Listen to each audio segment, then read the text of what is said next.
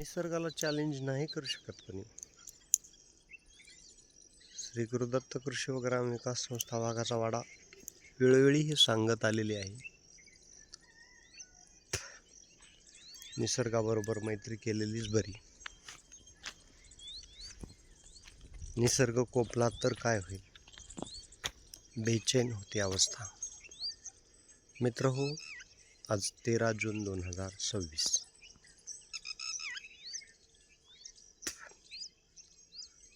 काल सायंकाळच्या वेळेला मोरांचे स्वर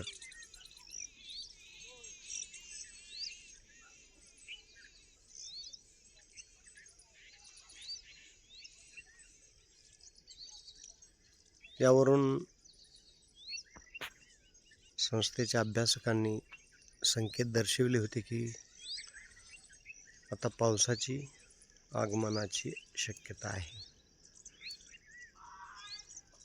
तसं वास्तविक पाहता चित्र जर काल पाहिलं होतं तर वाऱ्याची दिशा, वेग, नैऋत्येकडून वाहणारं वारं आणि एकंदर परिस्थिती पाहिली तर अशी कल्पना करणं थोडं प्रवाहाच्या विरुद्ध दिशेने पोहण्यासारखं होतं.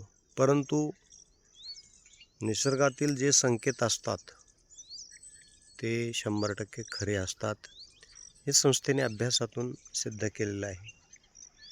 कारण मोरांचे स्वर जे आहेत, मोरांचं आणि पावसाचं अगदी जवळचं नातं आहे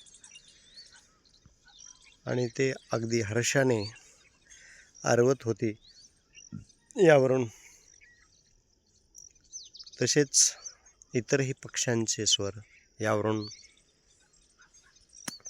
वर्तविलं होतं की पावसाचं आगमन होणार आहे. आणि आज ही परिस्थिती, सूर्योदयाच्या वेळेला लागलेली भिंत, यावरून हे निश्चित झालेले आहे की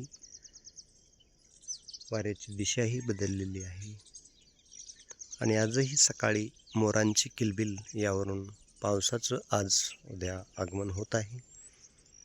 वेगवेगळ्या माध्यमातून वेगवेगळे संदेश आपल्याला मिळालेले आहेत. 20-22 तारखेच्या नंतर पाऊस येणार आहे असे. अगोदर तर 7-8 तारखेपर्यंत जोरदार पावसाची शक्यता सांगितली होती. हे डेफिनेशन नाही, हे अंदाजच आहेत. परंतु निसर्ग संकेत मात्र 100% खरे असतात. हे आज आपल्याला पाहायला मिळेल. श्री गुरुदत्त कृषी व ग्राम विकास संस्था वाघाचा वाडा. नैसर्गिकता जपा आणि भविष्यातील धोके टाळा. सर्वांना पहा, हे मोरांचे स्वर गेल्या 15-20 दिवसात या पद्धतीने मोरांचे स्वर कधीही निघाले नव्हते.